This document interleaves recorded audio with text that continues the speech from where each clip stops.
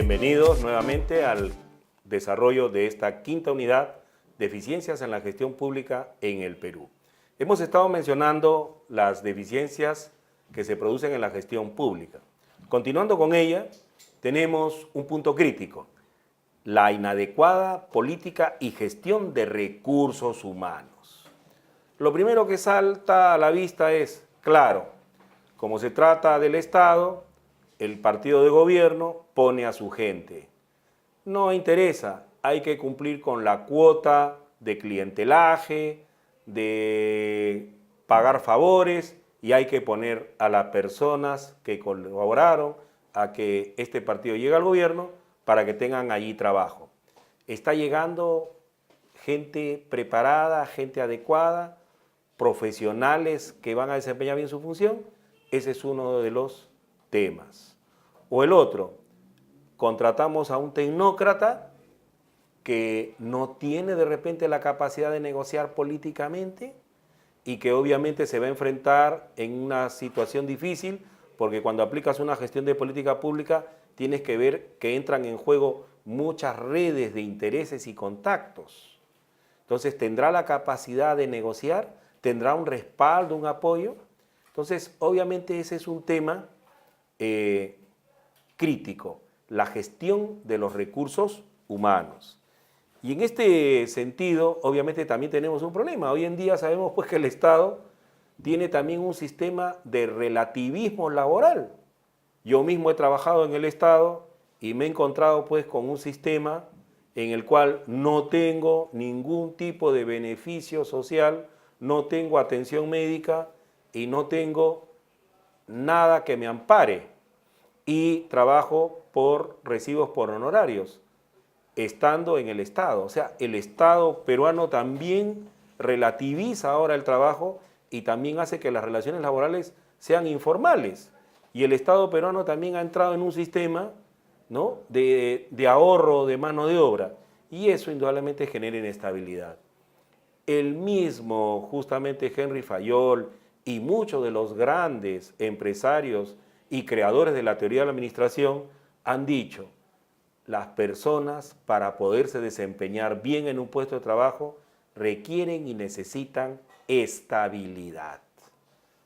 Ahora, cuando se habla de la estabilidad, me pueden decir: oiga, pero con esto de la estabilidad muchos sinvergüenzas se van a quedar en el cargo. He trabajado durante gran cantidad de tiempo en empresas privadas, he tenido cargos gerenciales, y les digo que el hecho de que yo tuviera la estabilidad en el puesto jamás hizo que yo me quedara pancista o dormido. Al contrario, las empresas privadas generaban incentivos y a mí me interesaban esos incentivos, me interesaban los resultados de mi trabajo. No lo estaba haciendo por una estabilidad laboral. E incluso cuando ya se relativizó la estabilidad laboral y no había ninguna estabilidad laboral, tenía muchas veces trabajadores jóvenes que no les interesaba para nada la responsabilidad, sabiendo que en cualquier momento los podían despedir, igual actuaban con lenidad, con irresponsabilidad. Entonces, algo que yo descubrí, y para mí no soy dueño de la verdad, es que efectivamente esto de la estabilidad o inestabilidad no hace que un trabajador sea bueno o malo. Realmente son otras políticas. Entonces, pero es cierto, el ser humano siempre busca un referente, una estabilidad, y eso se da en todo orden de la vida. Entonces, si un trabajador no se siente seguro, estable en un puesto de trabajo, obviamente su competitividad, su trabajo queda obviamente un tanto mediatizado. Entonces, acá es cierto, ¿no? El Estado tiene criterios a veces inflexibles para contratar y desvincular personal a plazo fijo o en las condiciones en las que se puede contratar personal de naturaleza temporal. Entonces, hay también, en este sentido, también hay un problema de selección, de cómo planificar los procesos de selección, contratación, evaluación del desempeño, cómo evaluamos el desempeño de las personas que están trabajando en el Estado, cómo le damos incentivos, qué clase de desarrollo de capacidades y un sistema de desincorporación de las personas. obviamente cómo van los planes y programas de capacitación para el personal que está en el Estado, cómo vamos a evaluar su desempeño. Obviamente, y otro tema, que hay, aunque ustedes no lo crean, diferentes sistemas y tipos de contratación laboral dentro del mismo Estado. Y el mismo Estado pues tiene el sistema del CAS, sistemas diferentes y variados. Entonces, eso también, obviamente, si las personas que van a entrar al Estado no encuentran un sistema de estabilidad, obviamente no pueden desempeñarse correctamente, ¿no? No sienten, obviamente, una seguridad y eso también genera cierto malestar. Como consecuencia de eso, tenemos una limitada evaluación de resultados e impactos, así como seguimiento y monitoreo de los insumos, procesos, productos y resultados de proyectos y actividades. Obviamente dice, como consecuencia de la falta de un sistema de planificación que defina objetivos claros y mensurables, tomando en cuenta las brechas de necesidades de la población por cerrar, las entidades no cuentan con tableros de indicadores cuantitativos y cualitativos para monitorear su gestión en los diferentes niveles de objetivos y responsabilidad sobre los mismos. Efectivamente, no tenemos en el Estado un sistema claro de monitoreo y seguimiento de los resultados de la gestión de políticas públicas. No tenemos un modelo. Otra de las cosas también importantes es que muchas veces han habido gestiones positivas, gestiones de políticas públicas que han sido exitosas, pero por falta justamente de una buena organización, estas experiencias quedaron ahí y no se han trasladado o no se han repetido, o simplemente no se trasladan, no se comunican, no se transfieren. Y eso también es un problema que tenemos en las organizaciones del Estado. También tenemos pues muchas veces la información estadística, los datos están dispersos, desorganizados, y a veces tenemos que buscarlos en entidades que aparentemente no tendrían que ver con el tema y tenemos que ir buscando por aquí y por allá. Entonces, esto también genera un problema de gestión, porque debería haber pues un ente centralizador, una forma organizada de cómo debe estar la información recabada y registrada para poder facilitar justamente la intervención de los hacedores de gestiones públicas, para poder facilitar una gestión pública, una información confiable, fidedigna y sobre todo una información que esté centralizada y técnicamente manejada, que sea una información confiable. En este sentido, pues, José Carlos Mariatti ya lo dijo, ¿no? En el siglo pasado, en el siglo XX, allá por los años 30, el Perú carece de bases estadísticas, carece de una información técnica estadística. Bueno, se creó el Instituto Nacional de Estadística, pero obviamente todavía hay deficiencias.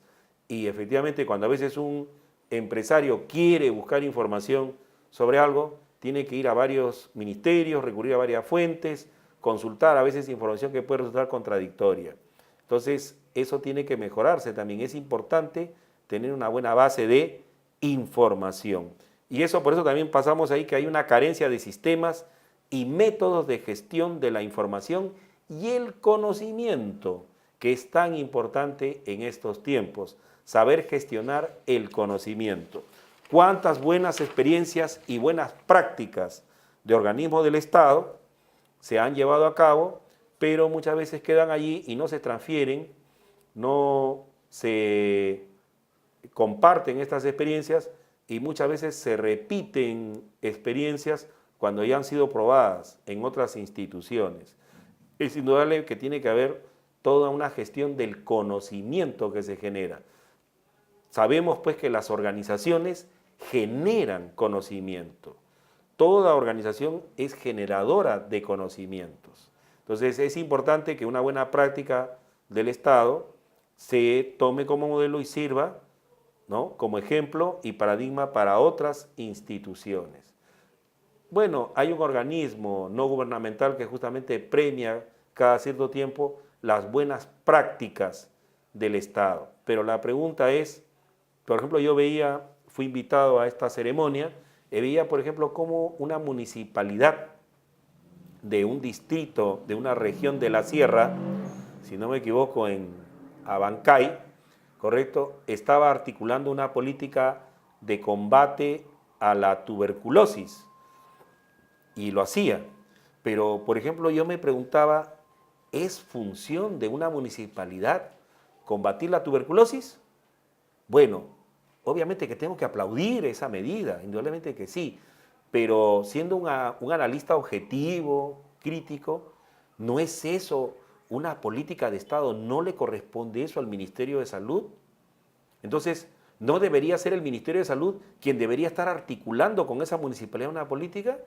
Sin embargo, la municipalidad lo hizo de propia iniciativa, ya que justamente hay un Estado ausente, ¿no? Entonces, tiene que haber, pues, obviamente una mejor articulación en los métodos de gestión de la información y el conocimiento. Tenemos, por otro lado, una débil articulación intergubernamental e intersectorial, ¿no? Es el ejemplo mismo que lo estamos viendo en el caso, como le dije hace poco, vi la premiación a esta municipalidad de un distrito de Abancay, cómo estaban ellos impulsando, ¿no?, el combate a la tuberculosis. Pero la pregunta es, ¿cómo articulan ellos esa intervención con el Ministerio de Salud, con el gobierno regional? Entonces, es una intervención aislada, meritoria, plausible, indudablemente que sí, pero es un esfuerzo, digamos, aislado. ¿Dónde está la integración?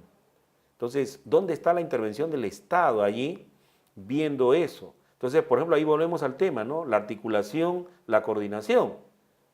La municipalidad está haciendo algo meritorio, pero que no le debería corresponder, porque se entiende que eso de combatir la tuberculosis es una política de Estado, una medida que debería hacer el gobierno central, correcto, que podría coordinar perfecto con las municipalidades, que son las que están en contacto directo con la población, pero debería haber un nexo, una coordinación.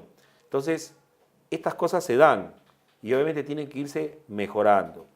Tenemos también un exceso de marcos regulatorios, leyes y normas que se sobreponen. Muchas veces nos hemos encontrado pues con normas que son contradictorias y se sobreponen. Por ejemplo, tenemos algo curioso, ¿no? Cuando un importador no paga sus impuestos, sus tributos en la fecha que corresponde, lo puede hacer hasta dentro de un plazo determinado y le cobran un interés moratorio. Pero si una persona natural no paga el tributo, por ejemplo, a la renta de primera categoría en la fecha que le corresponde, le ponen una señora y soberana multa y prácticamente le afectan su economía. O sea, no hay un grado de proporcionalidad. Entonces, estas cosas de incoherencia. Y cuando uno va a ver, pues, las normas que regulan una actividad, nos encontramos, pues, con una frondosa legislación. Yo que trabajo en el sector aduanero, pues, a veces nos encontramos con una legislación que yo digo que si reunimos todas las leyes que regulan la actividad aduanera, creo que podríamos llenar un cuarto de 50 metros cuadrados, todo, ¿no? De pared a pared hasta el techo. Entonces tenemos un exceso de leyes y de normas en que estoy seguro que ni los mismos encargados de hacerlas cumplir las tienen presentes y saben todo lo que hay al respecto. Ya la OMC, la Organización Mundial del Comercio, en una auditoría que hizo, justamente observó eso, ¿no? Que hay exceso de leyes. Y dice, eso es también una fuente de corrupción. Porque obviamente al haber leyes por ahí escondidas, alguien que se entera, entonces se aprovecha de la circunstancia, presiona para coimear. Entonces tenemos que ir a una simplificación, a tener leyes en menor cantidad, más simples y sencillas, una mejor gestión del sistema legal. Por eso la gestión de políticas públicas, repito, no es un tema de abogados, no es un tema de derecho, no es un tema de presupuesto, de esquemas de contabilidad, lo vuelvo a repetir, no es tampoco un sistema ingenieril, no es que los ingenieros o las obras de infraestructura son las que van a guiar la gestión de política. Es una coordinación multidisciplinaria, pero sobre todo, básica y esencialmente, es un problema social, porque las políticas públicas van sobre ciudadanos. Y quiero poner un ejemplo. Si de repente, por ejemplo, se quiere construir viviendas, ¿no? Y de repente la población tiene ciertas ideas o costumbres con respecto a la orientación de las ventanas, pero el ingeniero lo hace pensando en otros criterios, construye esa vivienda y la gente no la habita o la gente destruye. ¿Por qué? Porque no representa su sentir, su estado emocional. Y aquí, siguiendo a la realidad, por ejemplo, en la gente que vive en las zonas altoandinas, los ciudadanos peruanos que viven en las zonas altoandinas, por ejemplo, se veían muy afectados por sus cocinas, porque, por ejemplo, cocinaban a la leña y ese fuego inundaba su vivienda y les generaba problemas respiratorios. Sin embargo, por ejemplo, allí médicos observaron con arquitectos y también intervención de sociólogos y crearon un diseño, un sistema de horno ahí de fuego donde el humo ya no inundaba la habitación, la casa, sino salía por una chimenea. Entonces hicieron un sistema ahí especial que permitió que la gente usara leña, cocinara, pero que el humo ya no inundara la vivienda, sino efectivamente saliera por un conducto de chimenea hacia el exterior, mejorando la calidad de vida de las personas. Y obviamente las personas lo pusieron en práctica. Y así hay muchas cosas que se pueden hacer. Entonces, los marcos regulatorios excesivos, leyes que se sobreponen, a veces hay leyes que dicen una cosa, contradicen a la otra, no aclaran, dejan vacíos, y todo eso se presta pues a la corrupción y al manejo poco transparente de los asuntos. Tenemos excesivos cambios también en las reglas de juego. Efectivamente, estoy yo desde el año 2002 en la actividad aduanera y hasta ahora en la ley y en el Reglamento General de Aduanas he encontrado, hasta ahora se han dado 3 cambios, ¿no? 3 cambios. En 14 años se han dado 3 cambios. 3 cambios se han dado en la ley y en el Reglamento General de Aduanas. Y creo que hasta 4, si no me equivoco, perdón, hasta 4 cambios. Se han dado 4 cambios en la ley y en el Reglamento General de Aduanas. Entonces, ¿qué pasa? ¿No se hacen bien las normas? Entonces, eso está mal de andar cambiando las reglas de juego, ¿no? Igualmente, se crean tributos, se dice que el IGB sube, que baja, que ahora paga de esta manera, paga de esta otra forma. Entonces, le crean a la gente cosas, por ejemplo, este sistema de percepción del IGB, cuando se generaba la importación, no existía, se crea, la gente estaba bajo un sistema, le crean otro sistema, y entonces no hay reglas de juego. Aquí en el Perú tenemos ese problema, que estoy jugando mi partido de fútbol y en el minuto 20 el árbitro decide cambiar las reglas y decide cambiar la forma de hacer el córner o la posición adelantada. Y eso no puede ser. Tenemos que tener reglas de juego uniformes. Entonces, eso es muy importante para la estabilidad. Y dando un término, tenemos pues obviamente el aspecto macro, la ausencia de una visión de Estado como eje conductor para dar una unidad de dirección.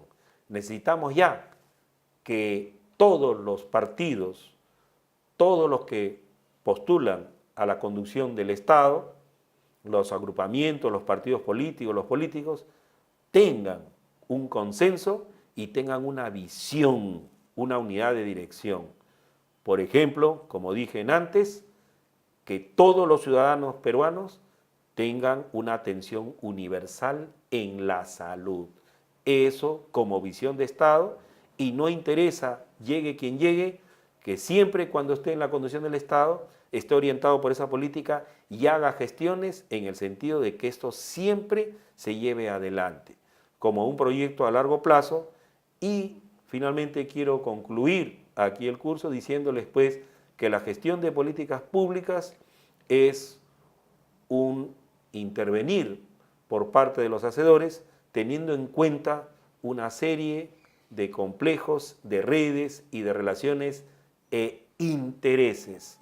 Y sobre todo hay que ser muy empático y no tener prejuicios, sino saber oír a la gente, entender y tener un enfoque multidisciplinario. Y que al realizar una política de gestión pública tenemos que tener en cuenta muchas cosas. Por ejemplo, ahí está el caso del transporte público.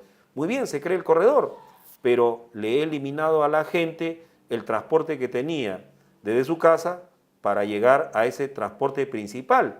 Y obviamente ya le generé malestar, le generé un gasto. Entonces dice, oiga, señor, yo desde mi casa hasta el paradero nuevo que usted ha creado, tomaba mi autotaxi, ¿no? O tomaba mi combi y pagaba una china. Y ahora usted, señor, ya lo prohibió, ya no hay este sistema, ha cerrado esta forma de comunicación y ahora tengo que tomar una mototaxi que me cueste 1,50 o 2 soles y me está afectando mi economía. Entonces tenemos que ver muchas cosas a la hora que se gestiona una política pública.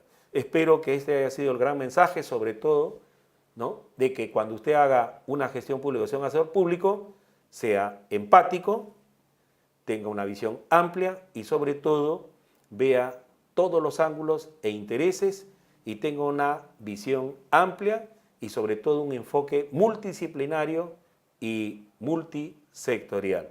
Yo agradezco la atención que han venido prestando a la presente capacitación y espero volvernos a ver.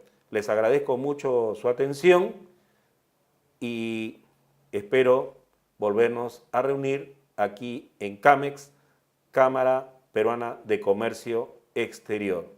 Muchas gracias.